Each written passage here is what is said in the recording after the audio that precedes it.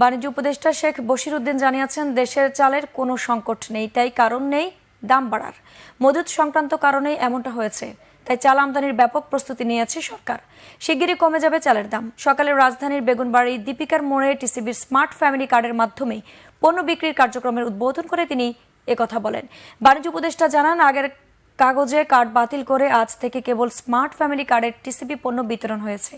স্বচ্ছতার মাধ্যমে নির্বাচন করা প্রাথমিকভাবে 57 লাখ উপকারভোগী পণ্য পাবেন।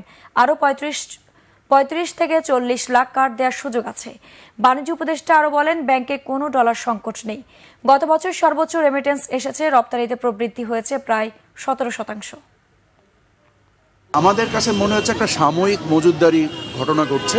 আপাতত আমদানি কেন্দ্রিক ব্যবস্থা নিচ্ছি এবং ব্যাপক আমদানির প্রস্তুতি চলছে।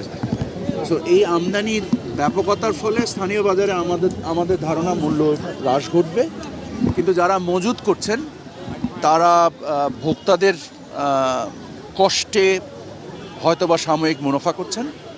আমি আশা করি যে, কারণ আমাদের তথ্য উপাত্ত অনুযায়ী বাজারে চালের কোনো ঘাটতি নেই, সরকারের নিজস্ব যে মজুদ সেখানেও ঘাটতি নেই, স্থানীয় উৎপাদনেও তেমন ঘাটতি নেই।